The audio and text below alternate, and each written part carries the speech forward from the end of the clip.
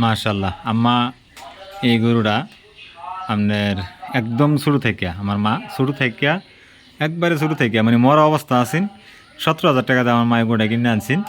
আনার পরে আমার মা আদর সোহাগ দিয়া লালন পালন করিয়া আলহামদুলিল্লাহ দেখেন এখন গরুটি কত বড় হয়েছে।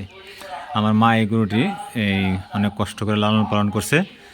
তো গ্রামগঞ্জের মহিলা যারা আছেন মা বোন যারা আছেন তারা ইচ্ছা করলে আমার মা মতন এরকম দুর্বল গরু কিনা আপনারা লালন পালন করে আর্থিকভাবে স্বাবলম্বী হতে পারবেন ইনশাআল্লাহ। তো মহিলারা চাইলে অনেক কিছু করতে পারে বাড়িতে, এই সংসারের মানে যোগানদাতা হিসাবে ওনারা চাইলে ছোটোখাটো কাজকাম করে অনেকটাই আর্থিকভাবে এই সহযোগিতা করতে পারে। তো দেখেন এর বাস্তব উদাহরণ। তো সকলের শুভকামনা রইল। আসসালামু আলাইকুম।